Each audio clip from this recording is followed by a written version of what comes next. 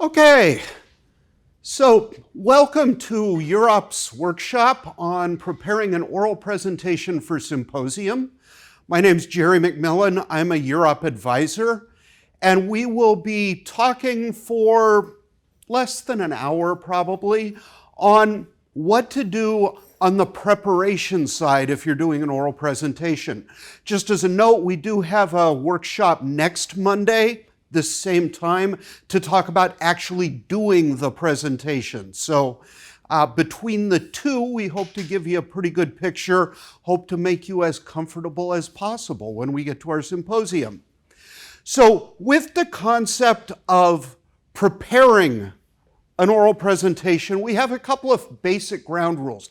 First of all, let's try to decide what's an oral presentation. You signed up to do one. There's not always a lot of clarity as to what that means.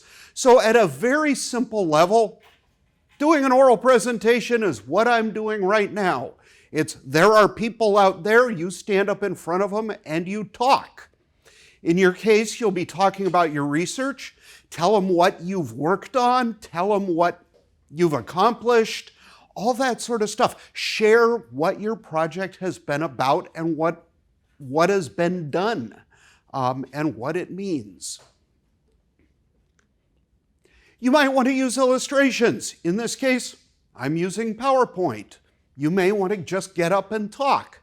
But let me ask this. How many of you expect to be doing a PowerPoint presentation? Okay, so basically all of you, and now I will tell you that was a trick question because hopefully none of you are doing a PowerPoint presentation, and I'll explain what I mean by that. By using the terminology PowerPoint presentation, part of the thought process then is I'm letting PowerPoint present, and I'm just along for the ride. I would rather introduce a different thought to you. Rather than doing a PowerPoint presentation, you are doing an individual, an oral, a something presentation, and using PowerPoint to illustrate it. One of the flaws we see in a lot of PowerPoint presentations is the assumption from the presenter that the most interesting thing is the slides. And so they try to put everything on the slides, so there's absolutely no value added from the person standing up here talking. Rather, what we hope is that your audience is there to see what you have to offer. And you use the information on the slides to illustrate and enhance what you're saying. So with that in mind, adjust your thinking a little bit. Stop thinking about, how do I design slides for my presentation? Start thinking about, how do I design my presentation? And how do I get slides that fit in with that design? So let's start thinking, what do you want to accomplish with your presentation? First of all, you want to make people interested. How many of you have been at a really boring presentation, whether it's a class, whether it's something else, and just say, I don't care about this, check out, and completely goes on? I'm guessing most of us. So at the very basic level, your job is to create interest. There are varieties of ways of doing that. Make slides that are attractive, easy to read. We'll talk about that more in a bit. When you're doing the actual presentation, what do you do to start? You just say, hi, welcome to my presentation. I'm going to talk to you for a while, and I hope you like it. Or do you say, hi, welcome to my presentation. Have you ever thought about this? You ask a question, people start paying attention. So at a bare level, you want people interested in what you're saying. Think about ways to do that. As I mentioned earlier, your basic job here is to communicate information about your project. So as you're designing slides, as you're thinking about what to say, always ask yourself this question. Does this thing that I'm putting in help communicate my message? And if it doesn't, consider leaving it out. And just as a caveat here, when we start talking about slide design, when we talk about doing your illustrations, I will confess I am an utter minimalist. I like to have my slides be as utterly clean and free from any possible distraction as possible. When you're working with your faculty mentor, when you're putting things together with them, you may find that there's some certain requirements for your lab, for their own relationship with you, maybe a background they use, maybe a logo they want on every slide. I will tell you I dislike doing that sort of thing. If I ever conflict with something your faculty mentor is telling you, just by definition, they're right for the purposes of your own presentation, because you have to live with them beyond the symposium. You never have to see me again. I will explain my reasoning, but ultimately, please them rather than me, even if they're wrong, even if they disagree with what I'm saying. But think about it. Everything you should do, think about whether it helps you communicate your message. And if it doesn't, consider leaving it out. Third thing you want to do is, as you are talking, as you know, you've got about 10 minutes to do your presentation.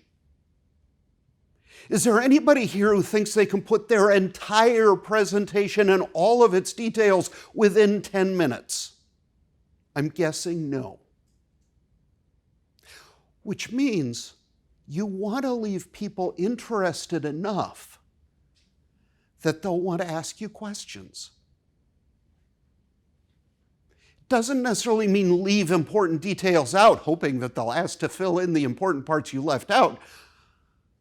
But because you can't put everything in, you want people enthusiastic enough about what you've told them that they'll want to ask for more.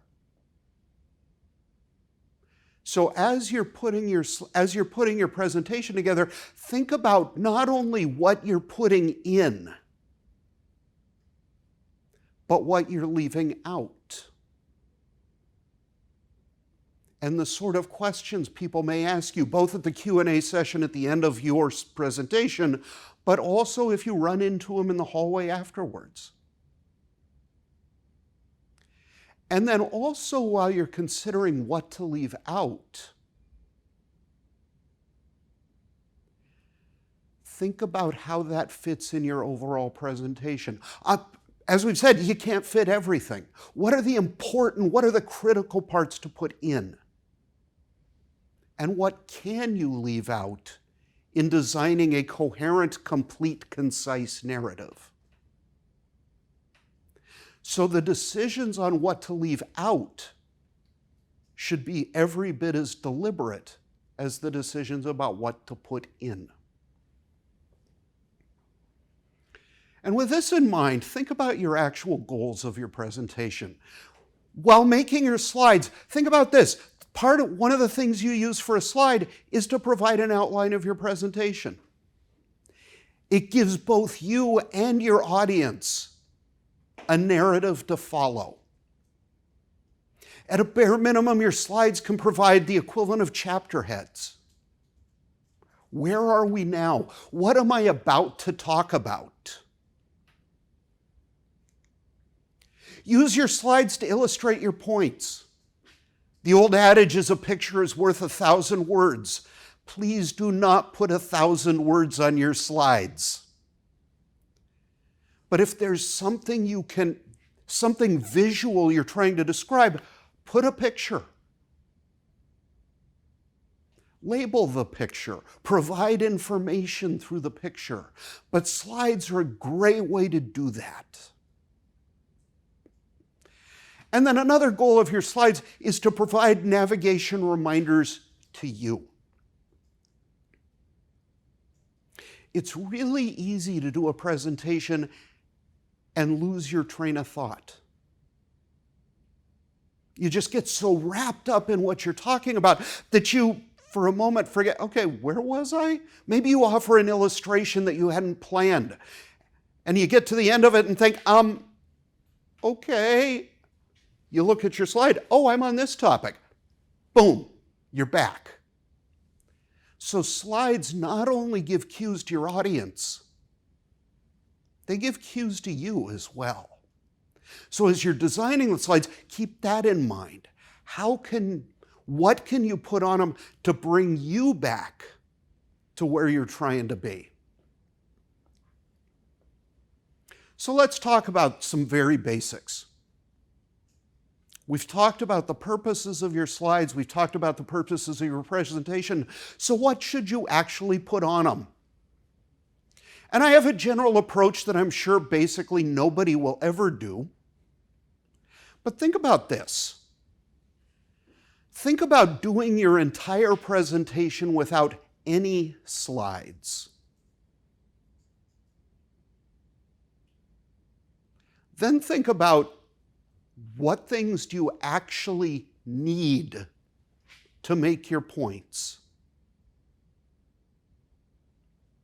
Rather than setting out to design a bunch of slides to go with your presentation just up front, if you approach it this way, you're going to make sure that what you're sharing is what's really important. And as I said earlier, make sure that everything you're showing your audience helps communicate your message. You're going to be up there talking to them. While you're talking, they're going to be looking at the slides. If what's on your slide doesn't reinforce what you're talking about, you're going to have a little bit of disconnect going on in your listeners. So make sure your slides and your message agree with each other. Something else that isn't thought of a lot when designing slides for presentations is blank space. Have you ever seen a slide that was just way too much stuff that you felt lost? It's a common problem. So think about ways of making space on your slides. And there are a couple of ways to do it. First of all, consider using less stuff. Consider breaking one slide into 2 slides or even 3 slides. Consider using fewer words. But make sure there's space on your slides to give your audience room to breathe. Another thing to think about when you're putting your slides together is every time you put up a new slide, your audience stops listening to you to read the slide. So the more stuff's up there, the longer you're going to lose them.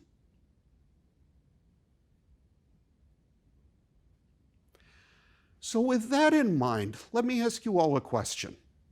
I'm sure you have all experienced really, I don't want to say terrible, but slides that do not contribute to these purposes in one way or another. What would you call flaws in slides that you've seen over the years?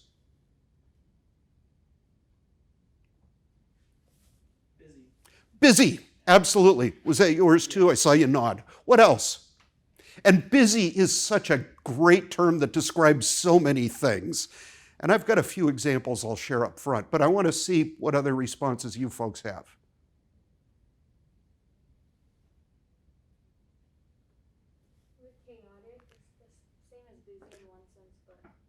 Chaotic and busy, similar but very different in some ways. I know what you mean. And I've got a really good example for both, I think. What else?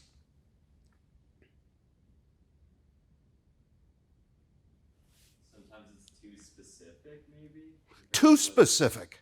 Yeah, it can be. One of the things I see a lot in slides is you will see somebody try to put too much information on them. Rather, just give a little bit of information and then fill in the details as you're talking. If you start putting too many levels of detail onto a slide, your audience is going to lose track of where you are. And as I say, they'll be reading too much. Anything else? Yeah. Repetitive. How many times have you seen a slide that, I don't know, maybe the first bullet point is things are white, and the next point is things are not black, and the third one is things are really light colored.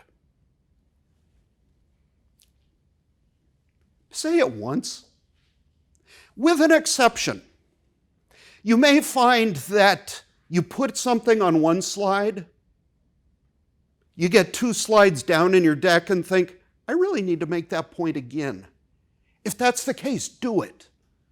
But don't put the same thing 3 times on the same slide or, well, you'll look silly. Anything else? Let me give you a few things that I put together just as examples of probably not the greatest slide designs in the world. Immediate reaction. What's wrong with this slide? It's just a block of text. I'm really impressed with the number of people that are still reading this after realizing that after the first half sentence, it's utter nonsense. But that illustrates this. When you put stuff up, people are going to want to read it. And I would bet the longer it's up, the more people who have said, I don't need to read that, are going to say, well, maybe. And then come back, and then the longer you got something up, the longer they're going to read it. Yeah. And this is usually paired with someone who's going to read it themselves. Absolutely. It is, you will definitely, and we will talk a lot about that in my doing presentations workshop next week, but as you are creating slides, if you put a whole bunch of text on it, don't read it aloud to your audience unless you are somehow presenting to an audience of people who for some reason can't read it. And even so, do not do this on a slide. Another really bizarre example is this one. What's wrong with this slide? And there's one really subtle one, but there are several things on it. The picture and text don't match. The picture has nothing to do with the text. How many times have you seen a slide that there's an illustration on it that has nothing to do with the text? You will discover that your presenter really likes cats. So every slide has a kitten on it. Kittens are adorable. But if they don't have anything to do with the text, leave them off. Even if you absolutely have to do an entire kitten page at the very end of your presentation, don't put the kittens on slides that have nothing to do with kittens. What else? As I said, there's one very subtle one on here. Yeah? There's a period on the slide. Bingo. So, as you are designing slides, if you are doing bullet points, which I highly recommend, more on that later, make sure your punctuation is consistent. It is an oft overlooked thing, but on this one, there's one that has a period, the others don't. It looks much more professional if you are consistent all the way through on your slide, and ideally all the way through on each of your slides. One more just to play.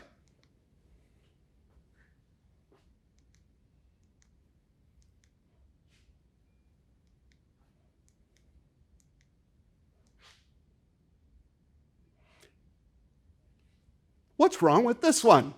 And there are several things here. Inconsistent text, fonts, and colors. Inconsistent fonts and colors, and I would add effects. What else?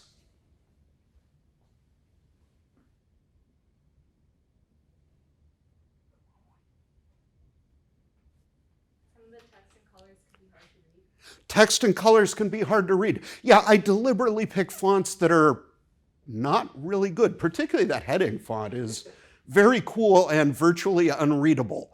Also, the yellow's tough. The light blue's kind of tough. So make sure you're using fonts and typefaces that are actually easy to read. Be consistent in them. You will also notice this one also has 2 periods and a bunch of not periods. What else? You didn't expect to be quizzed this afternoon, did you? Yeah. Inconsistent animation, absolutely. My recommendation, if you'll recall a while back, I said I'm a minimalist. For animation, I prefer the just appear in place if you're going to use it. Swirls and swoops and all of that stuff really looks cool, but it takes longer for your audience to digest. So under the heading of make it easy for them to comprehend quickly, limit your animations as much as possible. What else? And I gave you a big hint in the black one.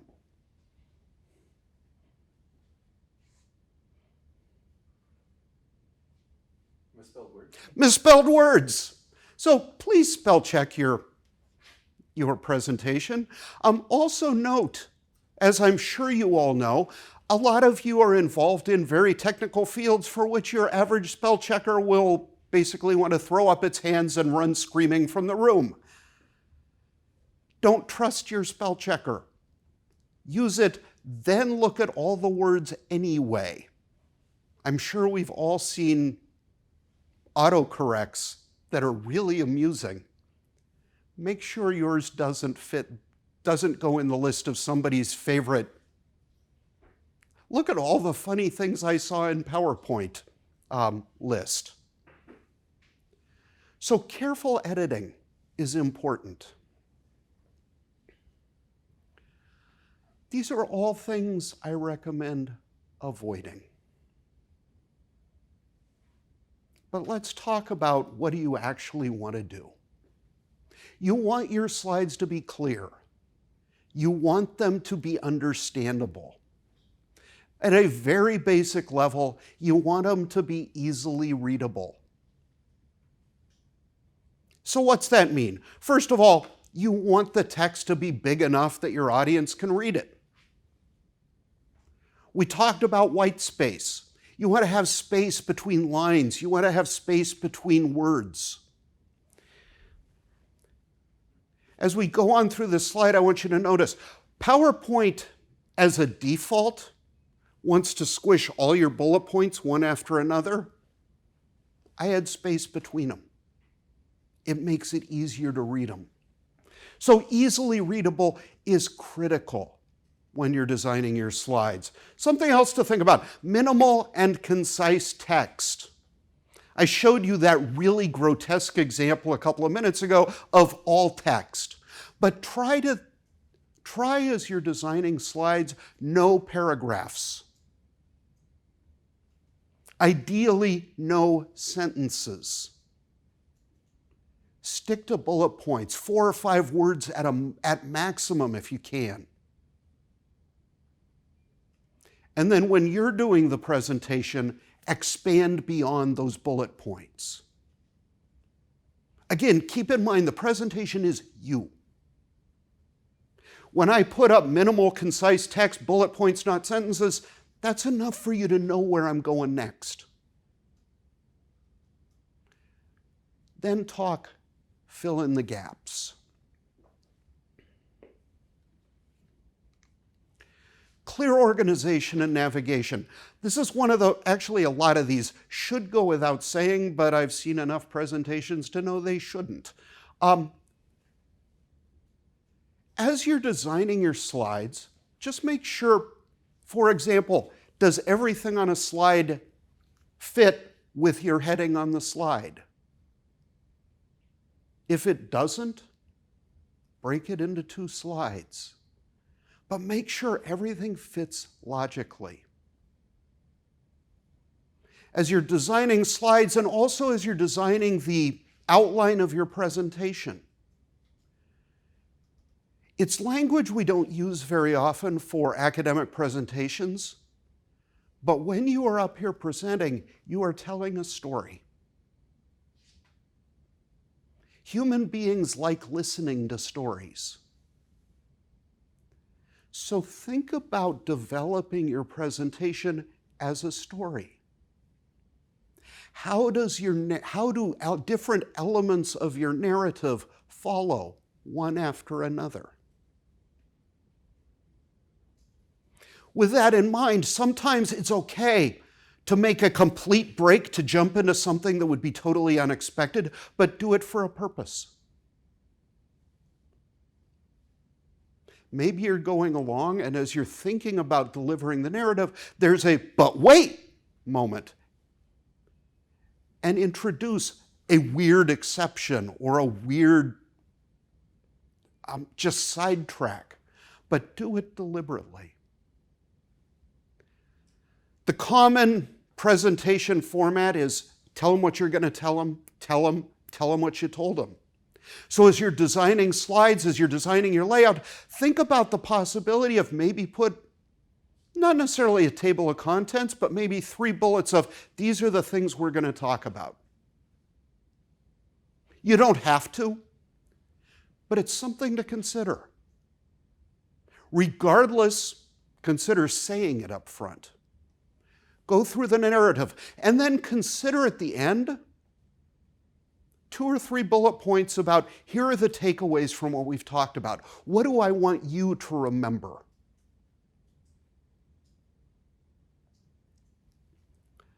Think about the last impression you want to give at the end. And this is one of those cases we talked about being redundant. A couple of follow-up points or a couple of summary points, little redundant, but definitely good for leaving your audience with the thoughts you want them to take away.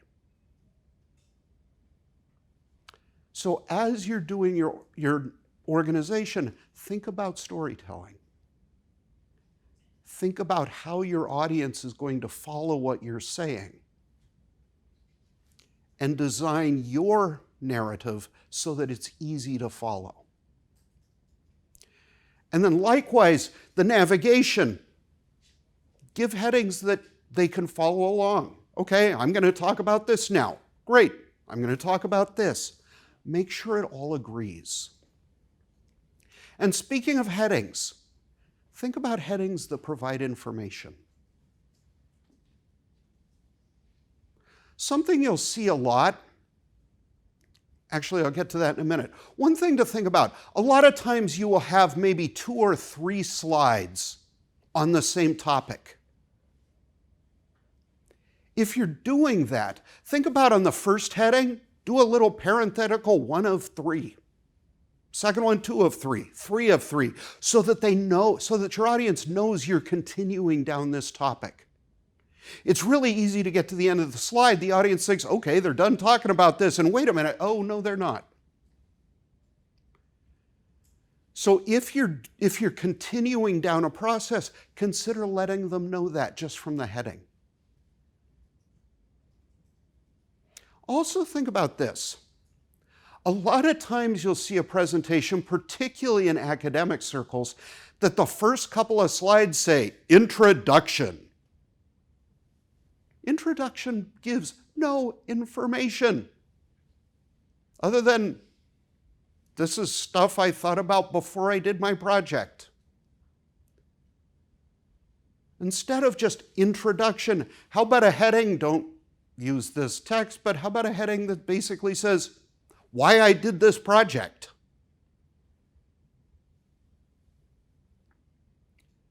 Think about conveying information through your heading. Using the example I just gave you, if the heading is introduction, maybe your first bullet point is why I did this project, and then you have to have a bunch of sub-bullets.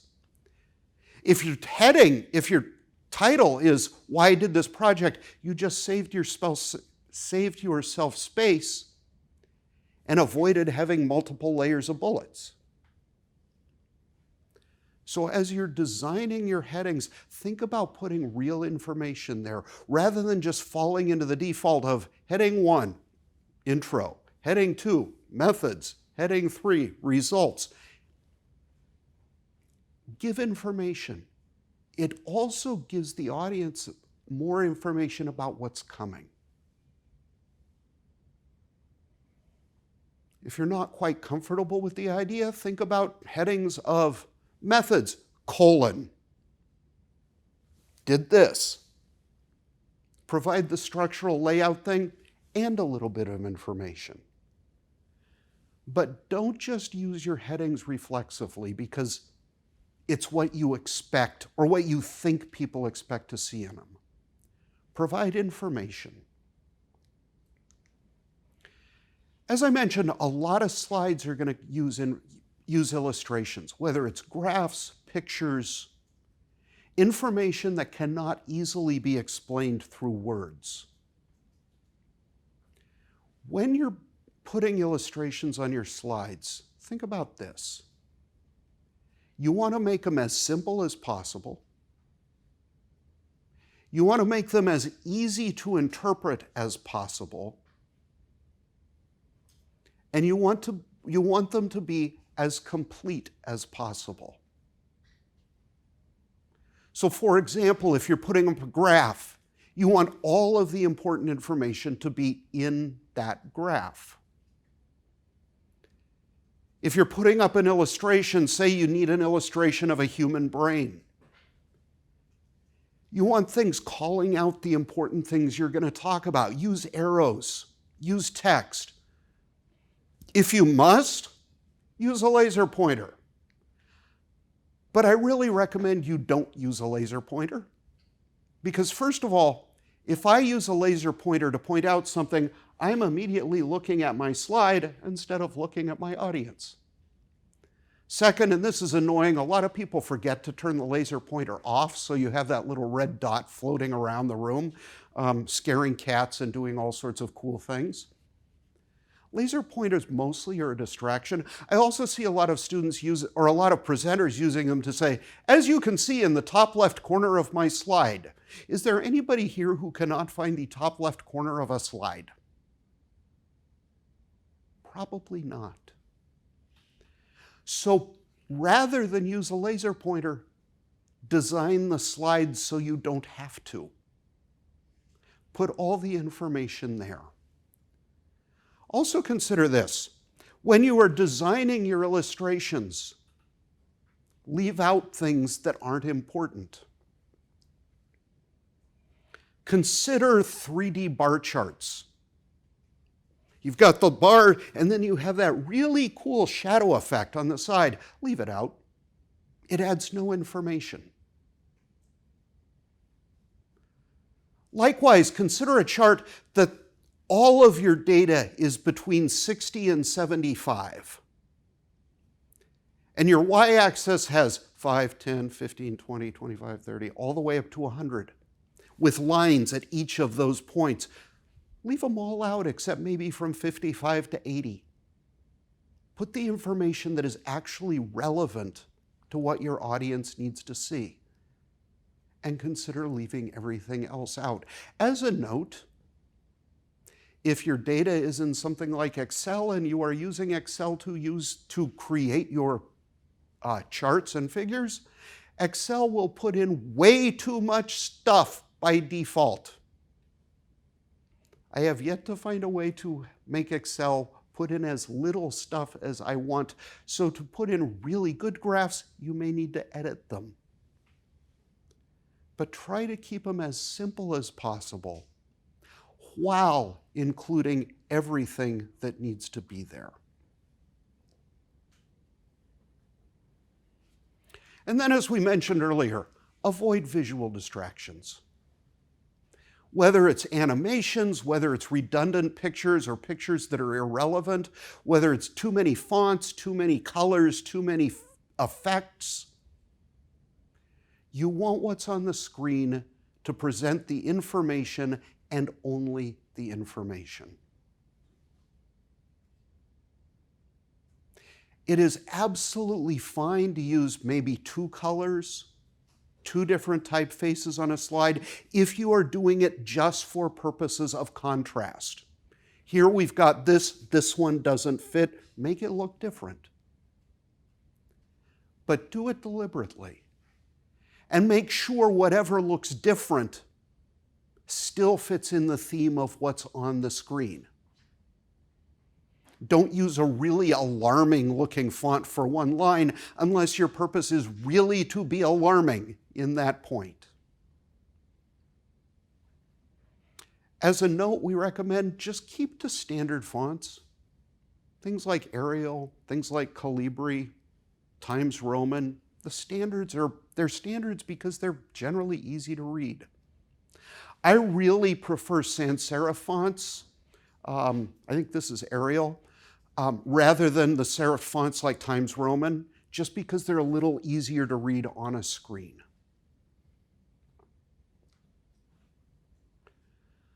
Any questions at this point? I know I tend to talk a lot and throw out a whole lot of information. I just want to make sure I'm not losing people.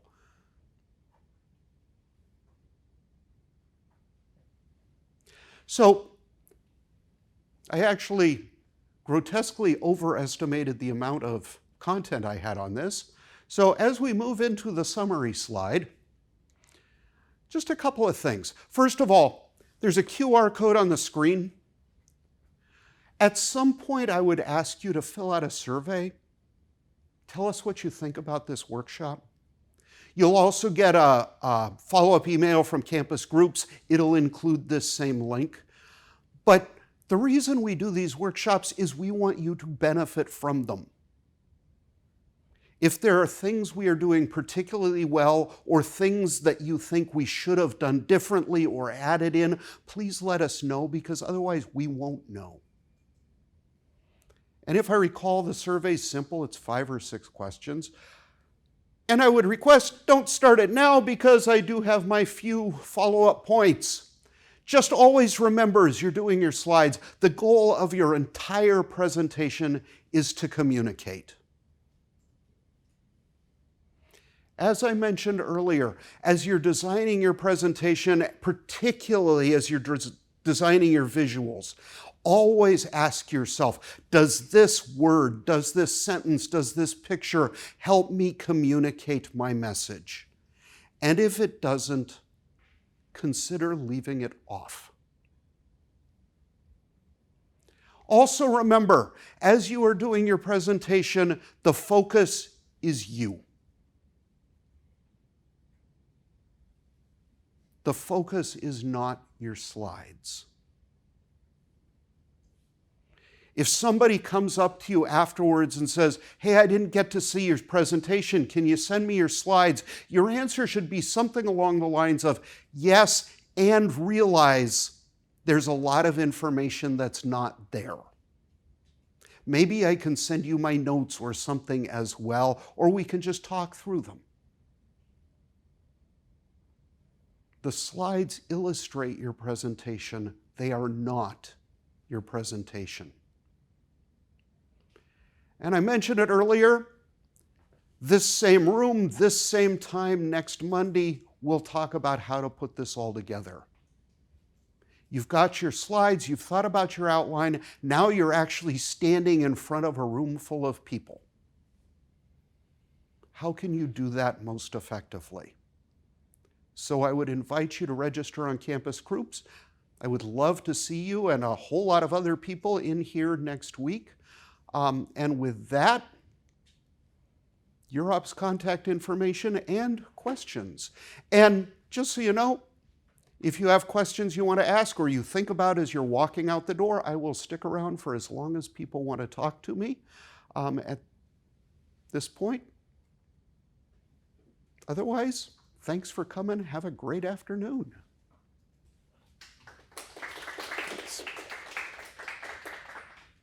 Questions? So what is the appropriate number of slides to have in a presentation? And I will warn you up front, the answer is not going to be terribly satisfying. The appropriate number of slides to have in your presentation is the exact number it takes to support your presentation completely and concisely. In other words, it depends. But as I said, the method I recommend is consider doing it without slides. That'll teach you the ones you have to have. But in terms of an appropriate number, it can be a lot, it can be a few, but whatever works best for you, for the information you want to present. And I wish I could be more specific than that, but it's really the only answer. Other questions?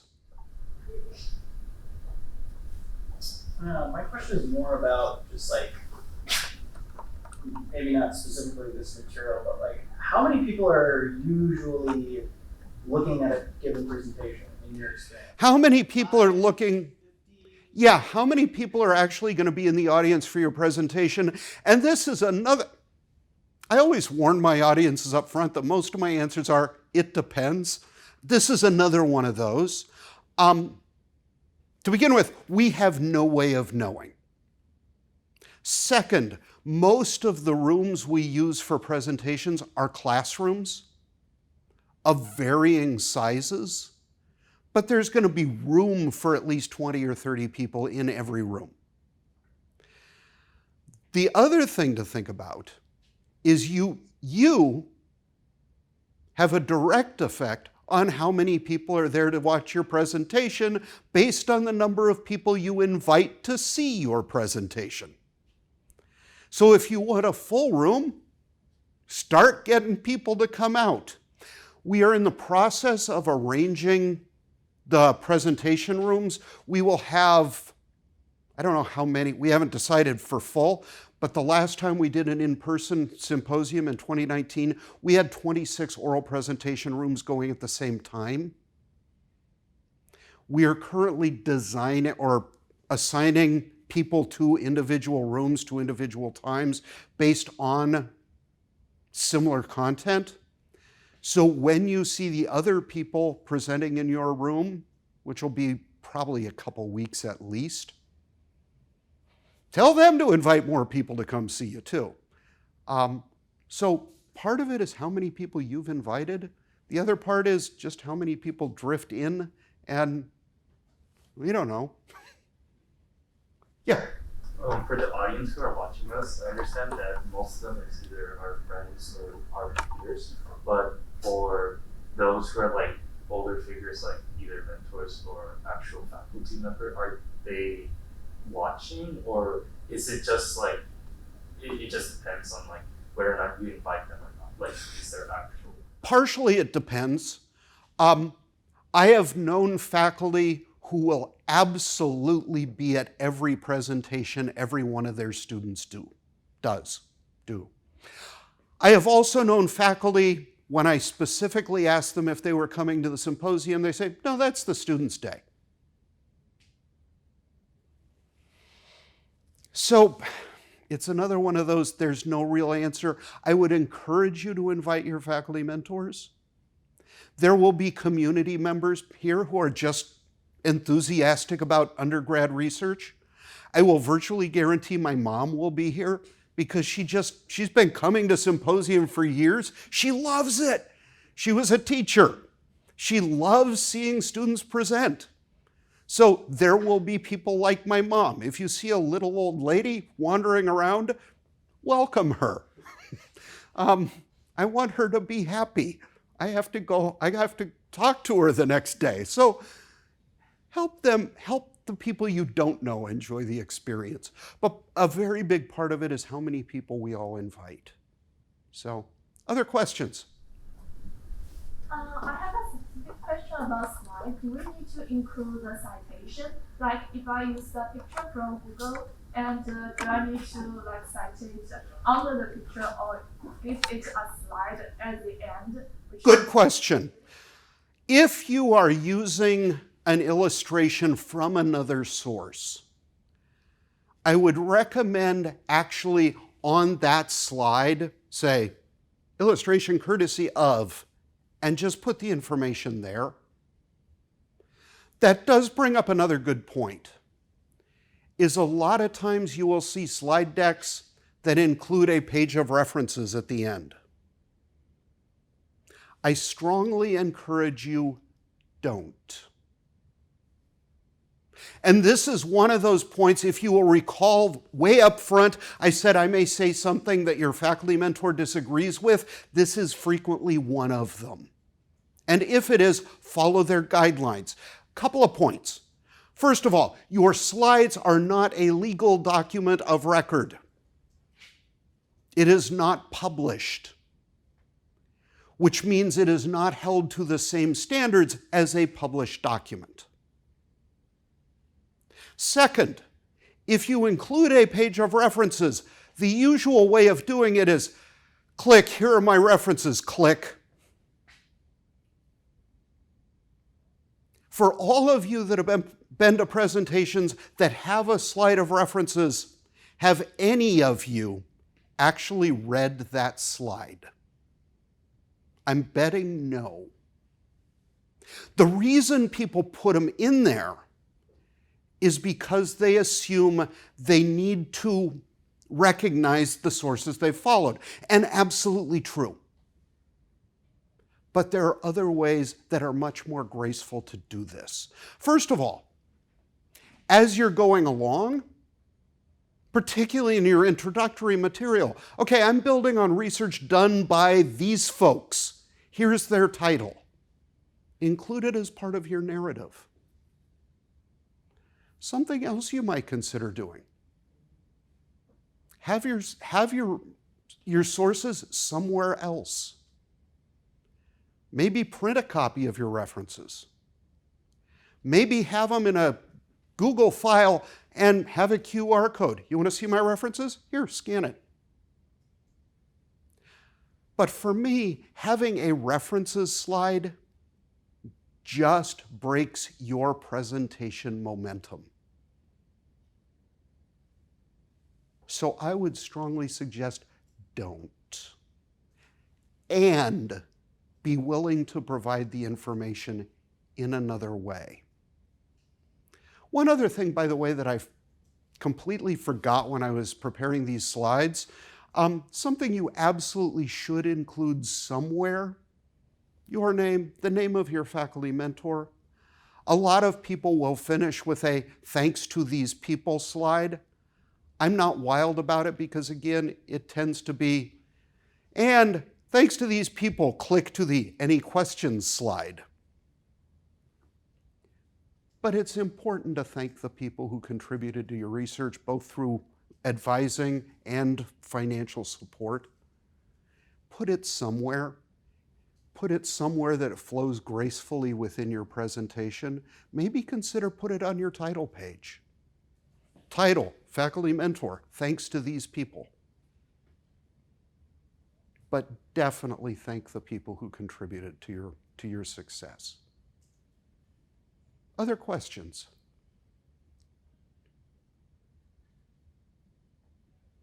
All right.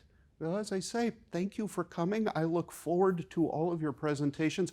I look forward to all of you presenting well at the symposium. I hope to see some of you, maybe most of you, next week when we talk about actually doing a presentation. And again, any more questions? I will be up here for as long as there are other people in this room. I mean, other than me and my recorder. So, thanks for coming. Have a great afternoon.